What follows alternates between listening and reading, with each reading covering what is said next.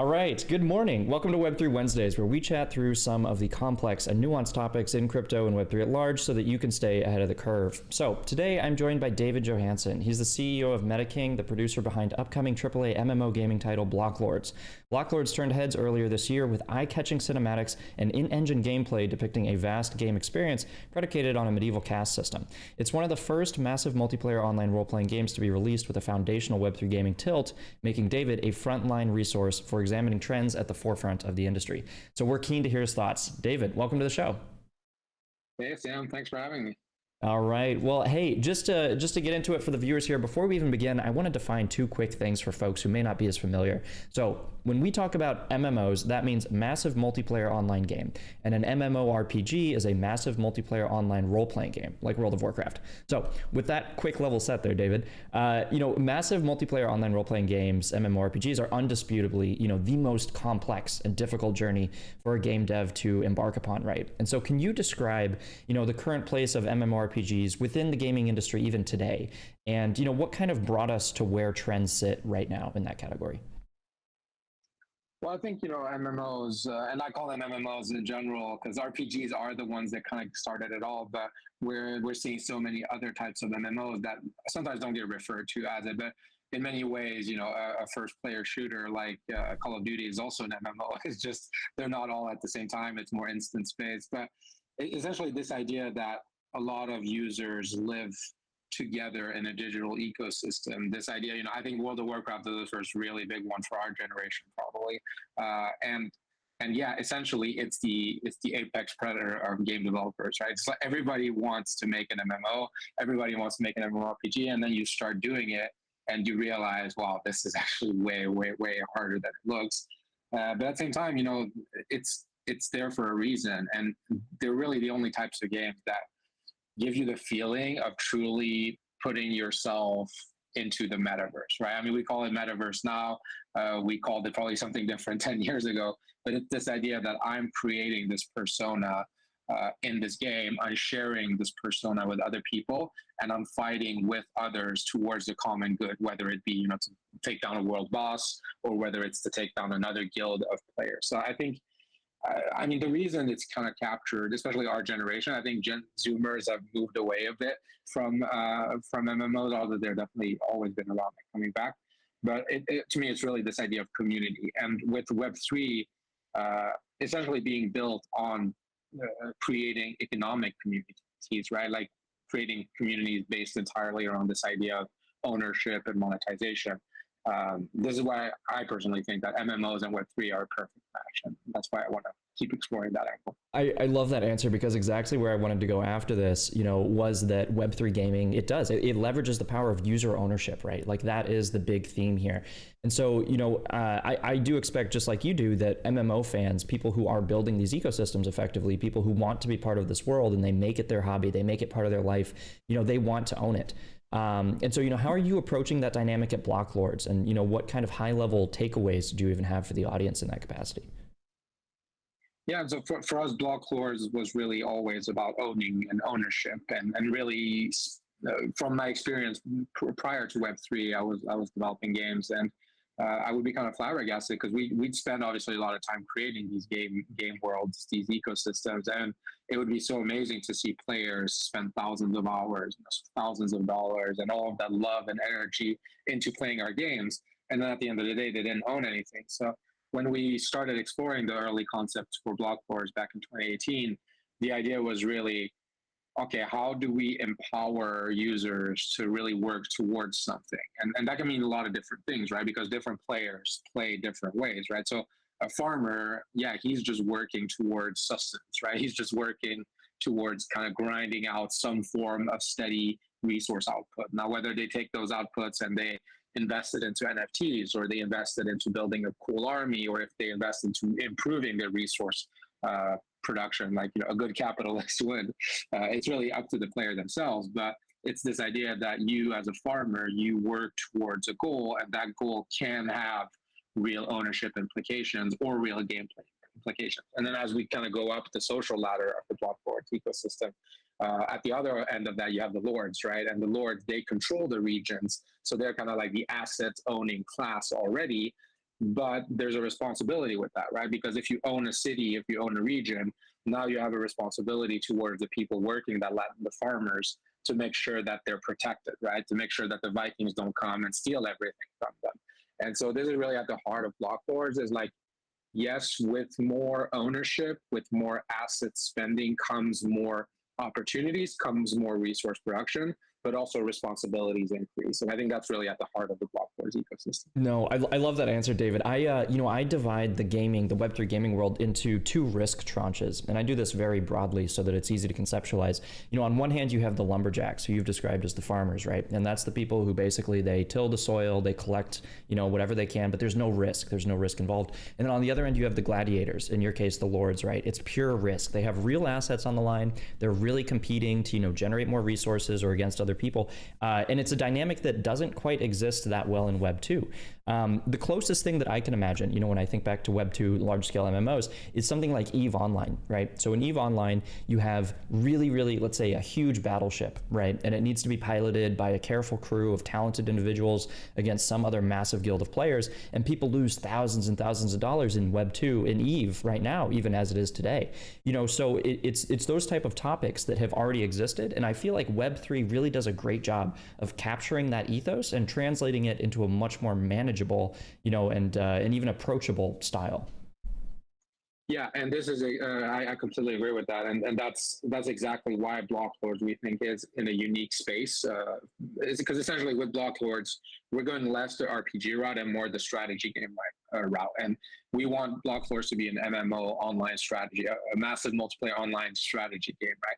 And the reason that doesn't exist in the Web 2 world is because it's very difficult to incentivize different classes of players without actually doing fully separate games, right? So it's very difficult if you have a game where you can rise from farmer to lord to convince people, hey, you're going to need to stay a lord. You're going to need to stay as a farmer, because if there are not enough farmers, the whole system doesn't work.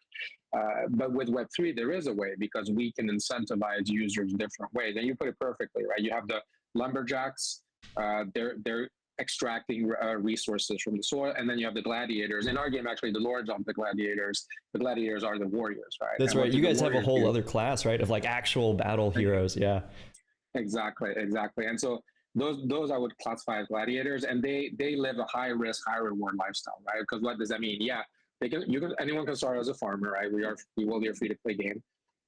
You start off as a farmer, you grind your way up, you get the resources you want. If you want to stay a farmer forever, that's fine. We'll make that enjoyable. You can expand your might as a farmer. That's totally a fine way to play the game.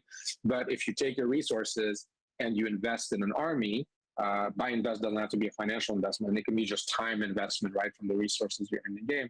But you have to leave your farm behind, right? So in many Web 2 games, you can have your cake and eat it too, right? You can have your farm and go raid everyone else. But in Blocklords, you will need to make a choice, like, hey, I don't want to be a farmer anymore. I'm leaving all of this behind. See you later, suckers. I'm going to be a raider. And now I'm going to go attack other people and steal their stuff. And that is more lucrative short term than being a farmer. But if you lose your army, you're back to zero, right? Yeah. And then you gotta either go back, spend even more time, or you gotta pay your dues, right? It's a gameplay loop that I am fascinated to see how it's going to pan out, because I really do think it's going to resonate quite strongly with a core set of audience members. And part of this, David, is obviously supported by technologies including NFTs, right? And that's what we call them. And within the industry at large, there's a lot of pushback, particularly around that word in particular. I kind of sit on the side of, maybe we need to lean away from, kind of hitting people over the head with the verbiage so much and just get to the gameplay situation. So how are you guys, dealing with that? Trying to integrate the free-to-play Web 2 industry with some of these Web 3 components that people tend to have, kind of a knee-jerk reaction to. Yeah, and the knee-jerk reaction is understandable, because we've seen a lot of NFT projects, a lot of Web3 projects that have been, open scams, yep, or that have offered the world, or that have essentially just been a JPEG that had no meaning at all. And then we've also seen, some Web2 studios, Ubisoft is a good example, of launching an NFT, making a big fuss about it. But at the end of the day, for the user, it was just a skin, and they couldn't even resell it, and they didn't. It's really kind of missing the point of what is an NFT. And the truth is, an NFT is whatever you want it to be. It's whatever your heart desires. It's a proof of ownership on the blockchain. It can be on any blockchain. It can be on a private blockchain. essentially an NFT is what the game designer makes it to be. And so for us, it's really been about exploring, okay, what is an NFT? What can it do? How do we use it? And what does it mean to own an NFT, right? And so in Blocklords specifically, this is why we've kind of pushed forward with this permadeath element. It's like, we want, for our game to work, the heroes need to be able to die. Now, whether they die of old age, whether they die of the plague, whether they die of from a battle, it doesn't really matter. But for us, the value is created by what the user chooses to do during their hero's limited lifespan, right? And that's really the core foundation of Blocklords, in our opinion.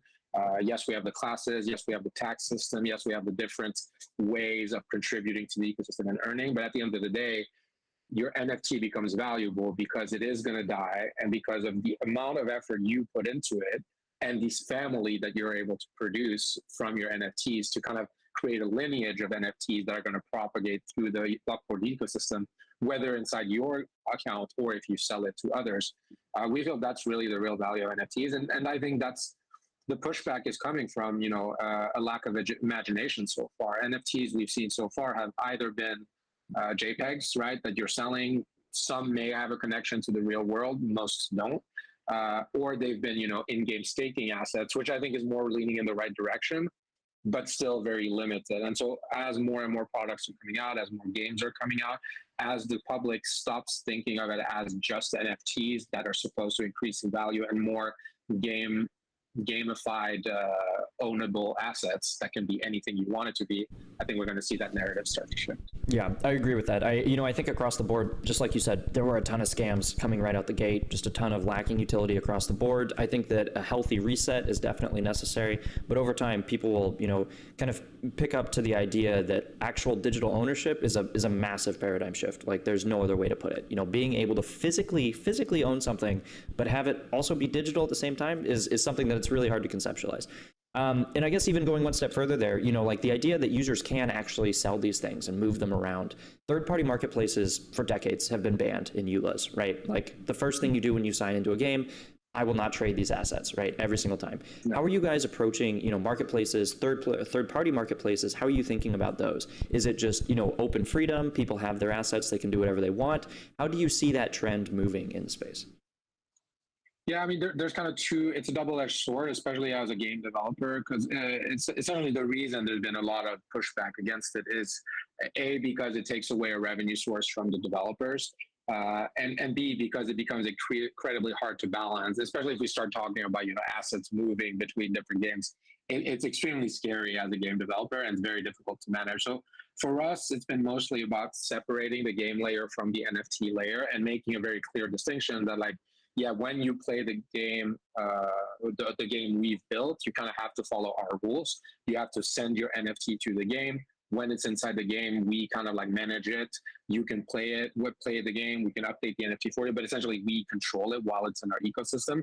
But then offering the user the ability to withdraw the NFT, and this makes things like cross-chain integrations much easier. Where we're seeing, a lot of bridges getting hacked, and yeah, the idea that an NFT is going to exist on one chain, then be copied on another chain, and then essentially you can end up with these scenarios where the same NFT is on 5 different chains, and it's essentially just copied and meaningless if one of them gets hacked.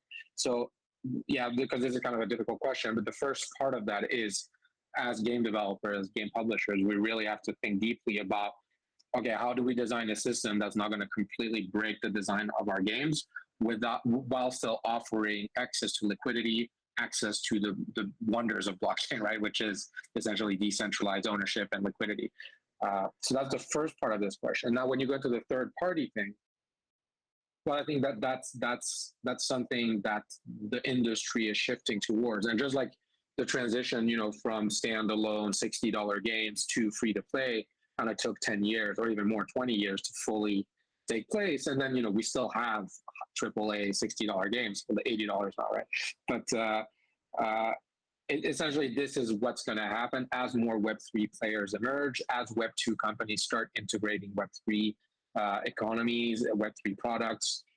They're going to see that actually there's a lot more to be made from earning fees from trading of user-generated NFTs, user-generated content, right? Because if you think of the Blockboards NFTs just as an example, yeah, we start with the initial mint that we're selling as a company, but then once users with the dynasty system will be able to create their own heroes, we kind of stop being that direct seller, but we become more like a YouTube, right? That's kind of enabling creators to create their own heroes, and we can take a fee of that, and we can actually maybe have more revenue than we would just from selling an initial mint, right? And I think this is kind of the shift that needs to happen for a lot of Web2 publishers and companies.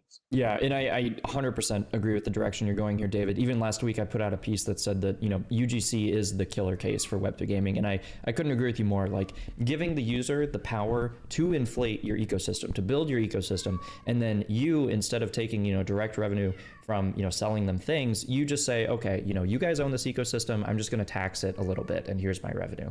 I think it's a fundamental difference in the way that we approach economies and even revenue for game studios in general. And so I do think it's going to take, you know, the industry a little bit of time to move around to the model, but I do think that it's going to end up being a very, very proven use case over the next couple of years. Exactly. And I'll just add another point here. I don't think that's going to be a one-size-fits-all solution. And I do think the ultimate, you know, game economies of the future are going to be a mix of all of that, right? We can obviously, free-to-play is very important. I think people need to be able to try it for free. I think that's going to go for every product in the digital future. But then, you know, maybe, okay, yeah, there can be some in-app monetization for the developers if we provide some content, or there can be like special, unique legacy lines that are provided by us. And then the users, the lords, for example, they can start getting tax revenue from their regions the more they develop their regions. And then, you know, yeah, user-generated content itself is still a very broad definition, and people associated with either streaming or making your own 3D model. But I think it's so much more than that. It could be in-game narrative, it could be in-game content, it can be, you know, fan fiction, it could literally be anything. I agree with that. And actually, just a very quick aside on UGC, because this is a fun topic. My favorite example of UGC is that Warcraft 3 is a game that was created over 2 decades ago. Dota was a mod inside of that game. Yeah. Dota was then taken out and turned into a different entire game. And then sub-custom games on Dota are now also existing in the ecosystem. Like, it's just like a chain of user-generated content the whole way down. And League of Legends came out of that. And then you got what was the chess-like? Yeah, TFT. That's right. Teamfight Tactics. Yeah, so... I mean, and this is how it should be, right? And this is why oftentimes, you know, these types of IP regulations can hurt things, because we want people to experiment with what we're building, and we want to experiment with things other people build. So this is where Web3 also is causing some shifts. I love it. I love it. Yeah, and David, I guess to kind of bring it full circle here before we close, one last big topic is around player-run communities, guilds, right? Guilds, over the past 2 decades, that word has taken on a lot of meanings. It used to be called clans, you know, back in the Warcraft 3 Counter-Strike days, moved on to guilds, organized, you know, segments of the community. Now in Web3 gaming, the word guild has a completely different meaning. It means, you know, like a vast asset base of people who come in and allocate both, you know, people and assets to some game. So how do you guys view guilds? Where do you see guilds going? Do you see guilds as a positive force or a negative force? Are they purely extractionary, as some people say, or are they just depositing people in capital? How do you kind of view that situation? Yeah, I think that's a very good question. It's a very difficult question. I think most of my recent call in the last years with VCs and with people in the industry have circulated about what guilds are and what they should be and what we want them to be, right? And I think for us at Blocklords, it was always an important element of the game. We knew we wanted guilds right from the get-go as we were designing this game. YGG, Capital DAO, Avocado Guild, Unix. We're essentially working with all of the top guilds, and I think that's a very good question, and I think there's no clear answer to that. I do see the play to earn wave of last year having happened too fast. You know, I've been in crypto gaming since it was invented, basically, and play to earn and what happened last year was incredible because it showed the world, hey, this is actually going to happen, and like it showed the gaming industry, right? Like this is happening, whether you like it or not. But also what happened with the guilds is, yes, they did what any group with financial goals end up doing, which is maximize revenue, right? And which ended up being, for a lot of play-to-earn games, guilds coming in, extracting a lot of the value, making the game less fun for the average user, and then kind of like moving on to the next game, right? Like in this sort of parasitic locust-like swarms, and fighting with each other, right? So to the end where the guilds ended up losing also because it was just such a rush for so much extraction at the same time. And I think the guilds are aware of that as well. And I think right now the whole industry is kind of at the same time looking, okay, like what's the best model? And obviously what's happening right now is guilds have become investors in most of the top games in the space, right? And so I think guilds have realized like, okay, we need to shift this model to actually support the types of games we want to see. And what does that mean? Well, that means, yes, assets can be shared across our communities. We can use our assets to kind of incentivize users to join us. And then we can build out something in those ecosystem that will be a part of for a long time instead of just these short-term cycles, right? And I'm rambling on a bit, but I think a lot of that has to do with game design and actually building loops that are going to favor guilds, right? And for us, we think at the end of the day, that is competition. So in Blocklords, you know, we have the farmers work for sustenance, and then you have the lords. The lords could be guild leaders or more, you know, more well-equipped scholars who are spending a lot of time upgrading and nurturing their communities, right?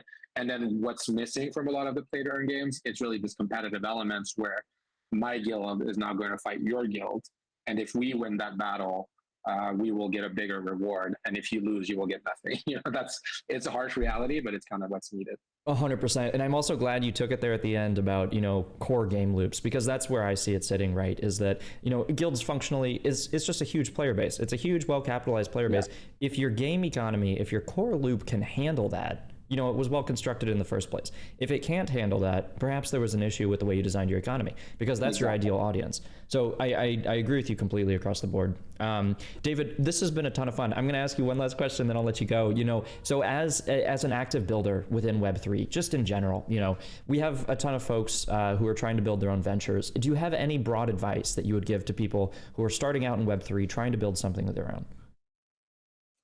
Yeah, I'd say, you know, experiment, try different things, start simple and work your way to complicated, because obviously Blocklords is like the worst thing to start with. It's extremely complicated, but we had a 5-year journey to get there, and we've simplified a ton through the years, and we've kind of been able to work with a system that's still very complicated, but built in very small, simple chunks. So if I had 3 advice, it would be really just get started, build simple things. Even if you don't have the funding, just build.